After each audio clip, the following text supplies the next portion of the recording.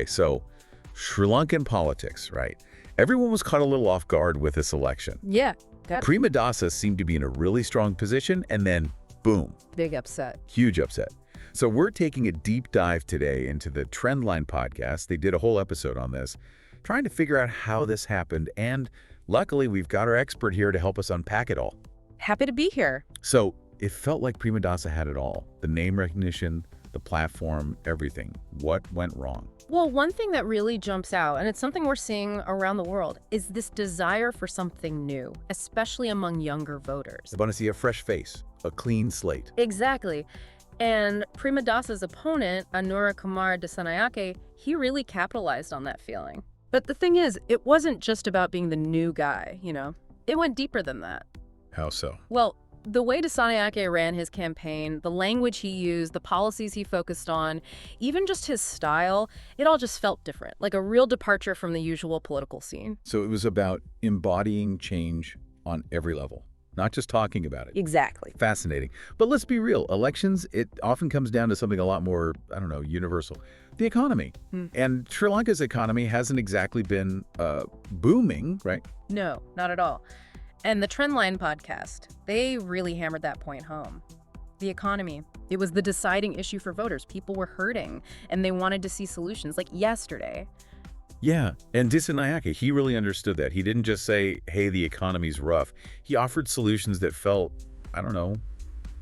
real? Like voters could actually see them happening? How so? It was even little things, like the language he used. When he talked about his economic plans, he'd use these strong verbs like cut and deliver. So it wasn't just, we're going to think about this, or we have a plan for that. Right, it was all about action. And that resonated with people, especially voters who are tired of hearing the same old promises.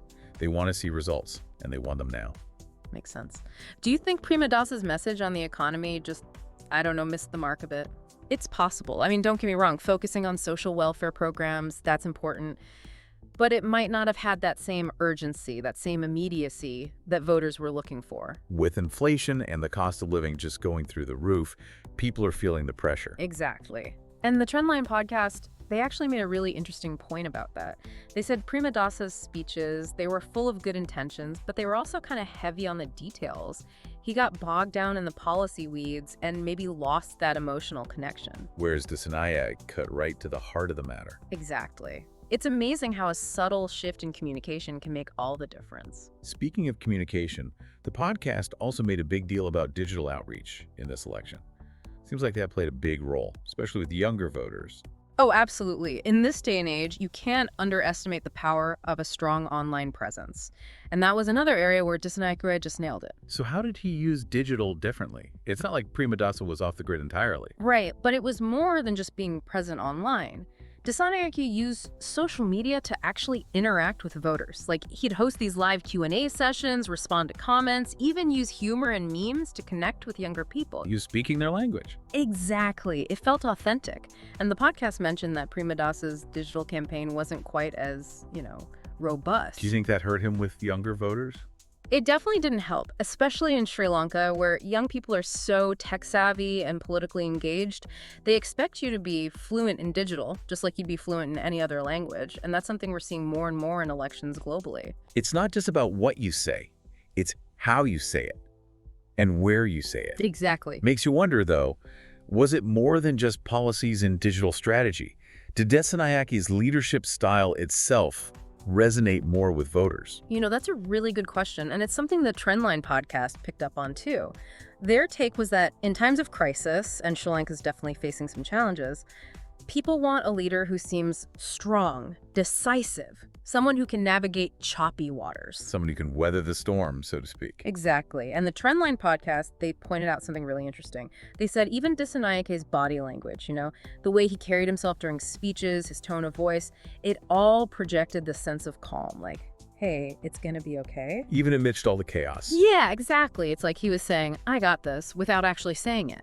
And in uncertain times, that can be really reassuring for people. Totally. It speaks to the power of image in politics, It's not enough to just have good ideas. You have to project that sense of competence, that leadership aura. It's all connected. The words, the image, the feeling. Absolutely. So it sounds like we've got a country ready for change, ready to put their trust in someone promising something radically different. Where does Sri Lanka go from here? What happens after a political earthquake like this? That is the million-dollar question, isn't it? The Trendline podcast, they ended on a note of, I don't know, cautious optimism, I guess. How so? Well, Disanayak, he rode this wave of hope and change into office. But actually governing, turning those promises into reality, well, that's a whole different ballgame. It's always easier to campaign than to actually govern. Right. So it'll be interesting to see how he handles those expectations. He can't fix everything overnight. There are going to be challenges, tough decisions. What are some of the biggest hurdles he's facing? Well, for starters, he has to manage those expectations. Like I said, he's not a miracle worker, and he has to navigate the political landscape, build consensus, and of course, make sure that the reforms he's putting in place, they're actually sustainable for the long haul. It's a huge moment for Sri Lanka. A lot of uncertainty, but a lot of potential too. For sure. And for our listeners, I think this election really highlights just how powerful those underlying currents of voter sentiment can be. It's not always about who has the best policy on paper. It's about who can tap into those anxieties, those aspirations, those desires that really drive people to make a choice. It's about understanding what people are really yearning for. And in Sri Lanka, right now, it seems like that's change. Big time. Well, a huge thank you to our expert for breaking it all down for us. It'll certainly be fascinating to watch how Disanayake's presidency unfolds. Can he really deliver on this promise of a new Sri Lanka? Only time will tell. Until next time, keep asking those deep questions.